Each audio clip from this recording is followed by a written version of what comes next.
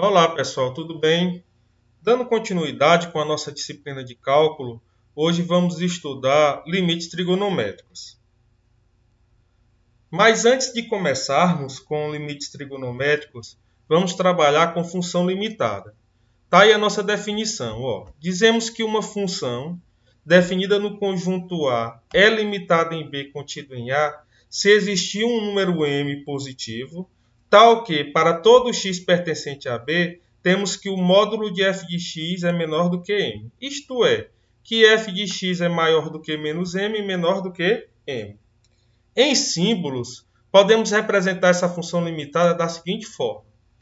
Eu digo que f, que essa função aqui, é limitada em B, se somente se existir um m positivo, tal que se x pertence a B, então o módulo de f de x é menor do que m. Está aí a definição de função limitada. Por exemplo, a função f de x igual a cosseno de x, ela é limitada nos reais? Sim. De fato, se você observar, a função cosseno de x ela está entre quem? Entre menos 1 e 1. Isso para todo x real que você tomar. Então, para qualquer x real que você tome, certo? A função cosseno ela vai estar limitada entre quem? Entre menos 1 e 1. Realmente, se você observar aqui graficamente, por exemplo, o cosseno de zero é 1. Está aqui. O cosseno de π sobre 2 é zero. Está aqui. O cosseno de π, certo? Se você observar, passando uma retazinha aqui, vai ser quem? Vai ser menos 1. Certo? Se você continuar, certo? De 3π sobre 2, tá aqui, é zero. De 2π é quanto? É 1. Então perceba que a função cosseno ela realmente está limitada entre quem? Entre menos 1 e quem? E 1. Beleza, pessoal? Tá aqui. Então, se tanto faz você continuar como na minha direita, como na minha esquerda, os valores começam a se repetir. Então, perceba que a função cosseno, qualquer valor que você tome aqui nos reais, certo? A função cosseno ela vai estar limitada entre quem? Entre menos 1 e 1. Ok, pessoal? Tá aí os nossos teoremas agora dos limites trigonométricos. O primeiro dele diz o seguinte: o limite de seno de x com x tendendo a A vai ser igual a seno de A para todo A real. O limite do cosseno de x com x tendendo a A vai ser igual a cosseno de A para todo A real. E o limite da tangente de x com x tendendo a A vai ser igual a tangente de A. Isso para todo A real, tal que A diferente de kπ mais π sobre 2, esse k pertencente aos inteiros. Realmente, se você observar, se A for igual a π sobre 2, perceba que a tangente ela não existe, ou seja, é uma indeterminação. Quando K, por exemplo, K for 1, aí fica π mais π sobre 2, que é exatamente o 3π sobre 2. Perceba que a tangente de 3π sobre 2 ela não existe, ou seja, ela é uma indeterminação. Por isso que a tangente, esse Azinho, ele vai ser qualquer real, só que ele não pode ser o quê? Kπ mais π sobre 2 com K pertencente aos inteiros. Pessoal, a demonstração desses três teoremas aqui, vamos deixar como exercício. Por exemplo, um exemplozinho aqui. Seja f de x igual a seno de x. Eu quero que você estude o comportamento dessa função quando x aproxima-se de quem? De zero. Então, pelo teorema certo anterior, temos o seguinte, que o limite de seno de x quando x tende a zero vai ser igual a quem? A seno de zero. E o seno de zero todos nós já sabemos que é quem? Que é zero. Note que este resultado pode ser facilmente confirmado graficamente. Basta você observar o gráfico da função seno. Todos nós já sabemos construir o gráfico da função seno. Está aqui feitinho. Então perceba que quando o x aproxima-se de zero, está aqui pela direita, e aproxima-se de zero pela esquerda, perceba, olha só o comportamento da função. Perceba que a função seno de x vai ser igual a quem? Igual a zero. Então, está aí a representação do comportamento de f de x igual a seno de x para x tendendo a zero.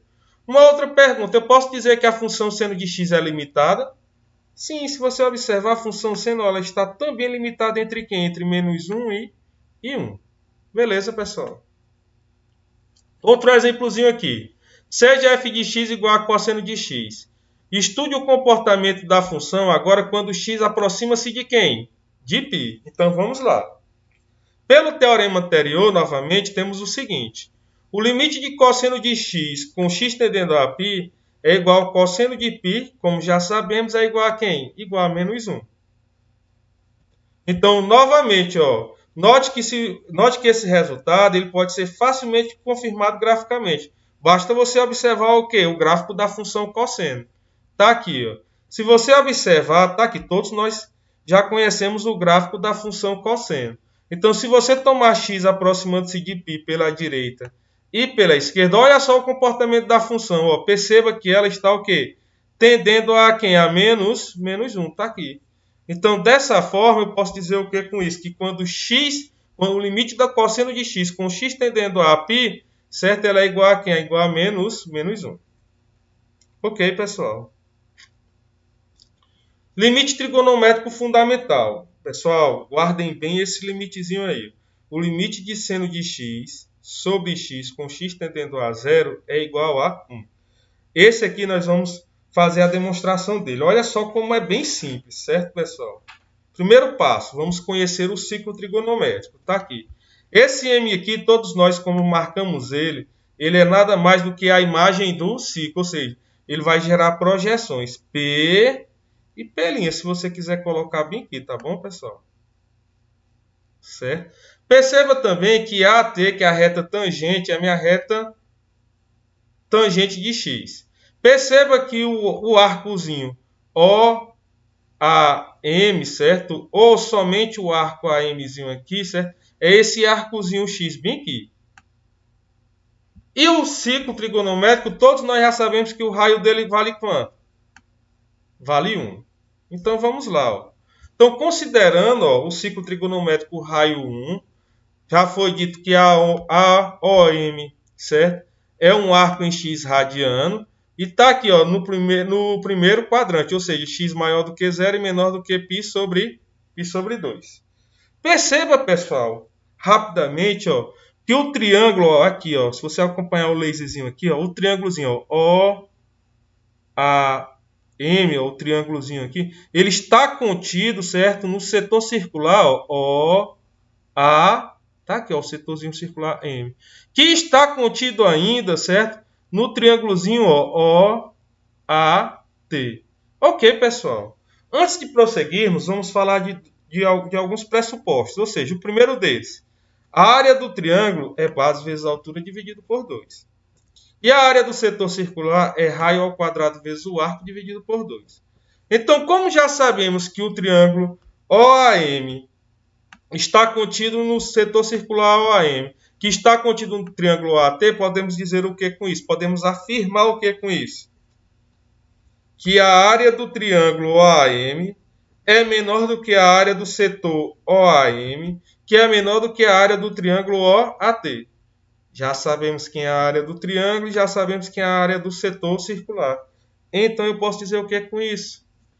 Que a área desse triângulo aqui é o que? É base, certo? Que é OA, vezes a altura que é PM ou MP.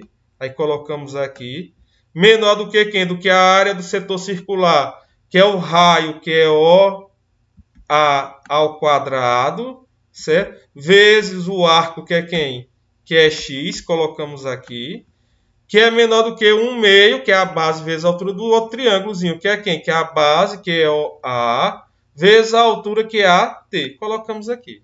Beleza, pessoal? Mas, se você observar, OA, certo, pessoal? Tá aqui, ó. Esse OA aqui, ele nada mais é do que o raio do ciclo trigonométrico, do círculo trigonométrico. Então, eu posso dizer que ele é quanto? Que ele é 1. Então, substituindo nessa desigualdade, temos o seguinte, ó, logo, ó, tá aí, ó, substituindo na desigualdade, perceba ó, que você pode ó, cancelar esse 2, esse 2, esse 2, substituindo OA, certo, por 1, certo, vamos ter o que com isso? Que PM vai ser menor do que X, que vai ser menor do que AT. Beleza, pessoal? Tá aqui, ó, 1 vezes 1 vezes PM, dá PM, 1 ao quadrado é 1 vezes 1 vezes x dá x. 1 vezes 1 vezes AT. Antes de continuarmos, vamos voltar novamente lá no ciclo trigonométrico. Está aqui. Ó. Voltando aqui no ciclo trigonométrico, perceba que esse PM aqui nada mais é do que a função seno de x. E que esse AT nada mais é do que a reta tangente de x. Então ficou fácil, basta você substituir. Ó. PM é seno de x, é menor do que x, que é menor do que quem? Do que tangente de x. Vou pegar essa desigualdade e vou dividi-la por quem? Por seno de x. Tá aí, vou dividir termo a termo. Daí teremos o quê? Seno de x dividido por x é menor do que x sobre seno de x, que é menor do que tangente de x sobre seno de x. Então, seno de x dividido por seno de x dá 1, menor do que x sobre seno de x. Reescrevendo isso aqui, certo, pessoal? Tangente de x sobre seno de x, eu posso reescrevê-la como sendo 1 sobre cosseno de x. Ok? Então vamos lá. Ó. Vou tomar agora o inverso, certo? Dessa desigualdade. Se você toma o inverso, você também inverte o quê? A desigualdade. Aí vai ficar da seguinte forma. Ó. 1 vai ser maior do que seno sobre x, que vai ser maior do que cosseno de x. Então eu posso dizer o que com isso?